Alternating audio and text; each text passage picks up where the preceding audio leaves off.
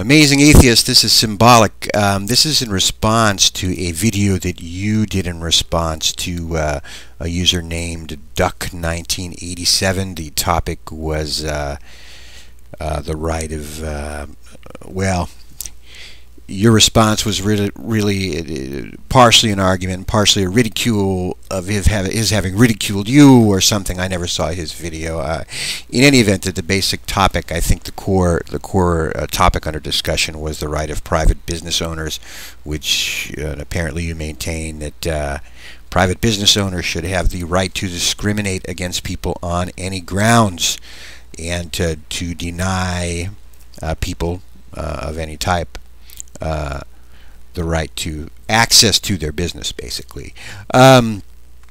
You criticized an email from Duck1987. You know, I think Amazing Atheist, or TA, I'll call you TA for the Amazing Atheist, you should learn to discriminate between a simple, calm, detached intellectual argument and an expression of righteous or justified outrage, which is what I interpret Duck1987's communication to be, an expression of outrage. It is so clear to me that your point of view, were it to become real, would create massive injustices, and so my first response too is one of outrage. I've calmed down a bit so that I could frame this argument for you. But you know, if you've ever been the recipient of discrimination, particularly discrimination upon racial or ethnic grounds of ethnic origin, it's a hideous thing, and to imply that people, simply by virtue of the fact that they own a business, should have the right to basically deny people access to something in the market, to strip them of their dignity, which is what it amounts to, TA. To strip them of their dignity and to cause them that sort of pain and injustice is just hideous and horrendous, and leads to, I can see immediately, leads to horrible consequences. Before the Civil Rights Act of 1964, it was loathsome. It's still loathsome. It still goes on, and prejudice and discrimination were not dying a natural death. They still exist now. There's no way just laws are going to perpetuate discrimination and prejudice. It's been about the only thing forcing people from doing it, from engaging in a highly illegal activity. People have certain basic human inalienable rights. Property rights, these are completely secondary, my friends.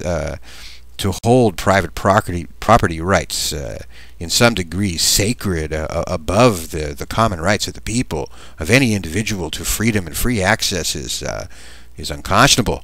Come on, you're an atheist, you know. Don't hold private property to be sacred, you know.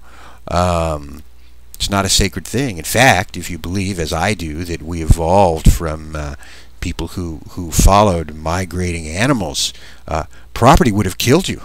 You sat there and staked out your property to protect your little private property that you claimed and removed from the commons of nature, and you were going to protect it.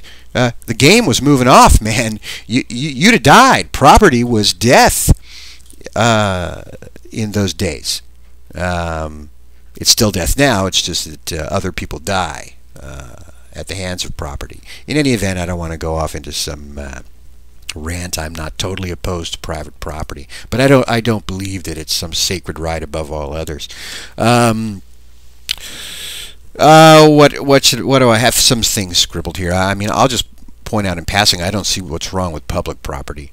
The marketplace, free marketplace. It sounds really great to say free market, you know, but a market is not free if people are denied access to it. And you know, this is what the spirit of equal opportunity is, and the Civil Rights Act of 1964 and all that's accomplished to improve society and to basically save our society from a horrific form of injustice. It's open access, equal opportunity and equal access, and that means equal access to the goods on the market. Now, a business is not some independent thing that exists outside of society. It's a product of society. If there were no society, there would be no business for it to exist in. There would be no laws to sustain it. There would be no infrastructure to sustain it. It's a growth from society, an expression of society.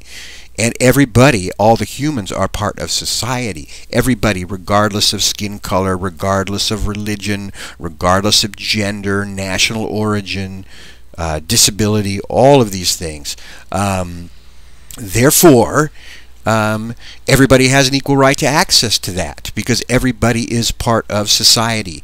I don't know why we have this Wild West myth in this society that somehow people are lone individuals fighting nature and staking out some little claim, and then they viciously compete with other people to have private property in as much as possible. I mean, that's ridiculous. We evolved as a social species through cooperation. That's how we evolve, not through vicious competition. I mean, competition has its place. It can stimulate thoughts and achievements, but it's not the fundamental. It's not superior to cooperation. We couldn't have survived as a species unless we supported each other, hunted each other. We're the weakest animal in the world. We're the weakest animal in the whole world. You know, there has to be an entire village to support a child. We'd have never made it through childhood without cooperation and the support of fellow human beings. Now, living in an urban environment, being able to use money to buy services to some degree frees you from that sort of interconnection, but that's the basis, you know, and that's what will be there again if the cities are somehow destroyed. That's all we have to fall back on. That's our organic way. That's the way of our evolution. That's how we evolved, because we wouldn't have survived to evolve in that way otherwise. So I wish, I don't know how to do this. I wish I could directly convey to you the horror of discrimination, of being truly discriminated against. I know you're an atheist, so you've had your fair share of religious discrimination. But I must say it's different than discriminate in this society with its legacy of slavery and its legacy of genocide.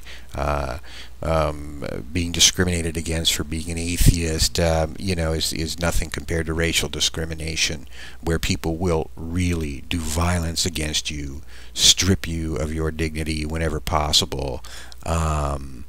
And basically at every turn deny you opportunity and deny you access, if they can, to their stores. On a practical level, I think you should watch Mendham's video. There's no way you can have all that discrimination. Society wouldn't function, my friend. Like Mendham says, you'd have to have atheist electricity and Christian electricity, and schools for women, schools for atheists, schools for these people. You know, I'll add in that you would never know where you could even go, because you don't know who would discriminate against you for some strange cause, and they would throw you out and say, oh, well, or you'd have to pass a checklist to get in, you know. It just would not even work on a practical level. So I think you should consider that too. If it won't work on a practical level, then you know, how's it going to work? How's it going to work? I mean, how can it be true if it's not even going to work?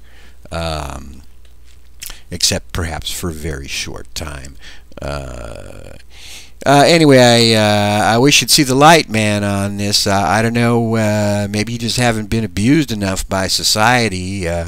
You know, maybe you just haven't seen enough discrimination, been the direct victim of it, or the direct recipient of it, to know how appalling your suggestion is to the majority of mankind, my friend. Anyway, see the light, brother atheist. Take care.